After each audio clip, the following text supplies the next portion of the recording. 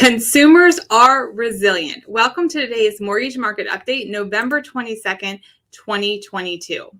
Some of the recent economic data, like retail sales, has shown that the consumers remain resilient.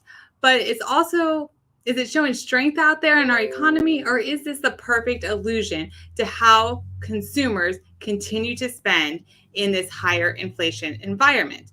Now, we spoke about this before, but let's take a look at some new charts that we have. So the answer to this question is credit cards. Credit card debt is up 15% year over year, the largest jump since since the 2001 recession. Additionally, servicing that debt has become way more difficult as rates on credit cards have jumped 2.75% due to the Fed rate hikes. Now, this is the biggest single year rate increase in record. And just remember, the Fed is scheduled to meet December 14th for another 0.5% increase to the federal funds rate. And that's only going to increase the credit card rates even more.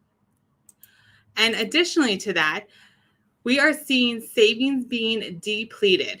Another way that consumers are continuing to spend is by spending their savings. You can see right now, savings rates are down 3% to the lowest level since 2008-2009 recession. Isn't it interesting that the peaks, if you look at them, they're all at the first, second, and third stimulus checks. Consumers have gotten used to living their lives with extra cash. Now that things have slowed and checks have stopped, inflation is higher, well, they are using credit cards and they're depleting their savings. So this doesn't look like strength to me. It looks like an illusion. Now, we also talked about this before, the many signs we see of recessions out there, whether it's manufacturing, shipping, inflation. Companies, especially in the tech sector, are laying off workers. We also see yield curves go inverted. Now, normally this graph would be up and to the right, just to give you an idea of how this is supposed to look, meaning that the longer you put your money away for, the more money you make. So think about it. If you were going to invest your money into a 10-year treasury versus a 2-year treasury, you would expect to make more in the 10-year treasury because you're locking up your money for a longer period of time, right? However, what we are seeing is that all along this yield curve, all along it, no matter what the treasuries are you're comparing, you're seeing that you're being rewarded for putting your money into shorter term investments. Now, this is backwards, it's upside down. Hey, it's inverted. And this is a sign of weakness or fear in the economy.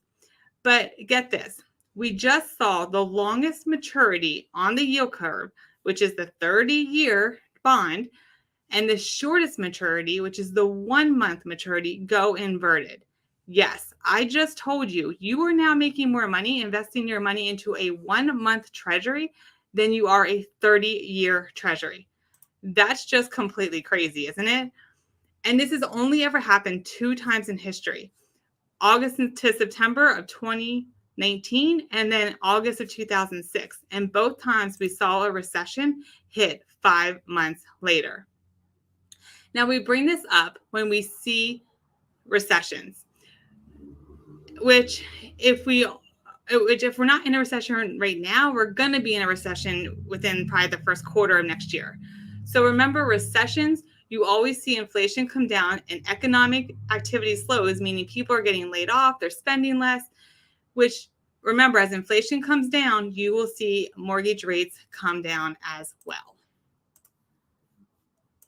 So, okay, but there is something that we need to be on guard for regarding recessions, and that is SMART-TD, the nation's largest rail union, has rejected their labor deal. And BLET, another rail union, voted to actually agree for the deal, but then they came out saying that they're going to strike with any other union that strikes. Now, if this rail agreement is not met, they are set to go on strike December 5th. Which means prep for the strike has to happen November 28th. And guys, we're at the 22nd right now. So we are 6 days away. You got a holiday in there. And the Senate comes back on November 28th, the same day the prep would have to start. So this is a big deal we have to watch out for. And every day that the rail is on strike, you're talking a negative impact to our economy of $2 billion per day. $2 billion.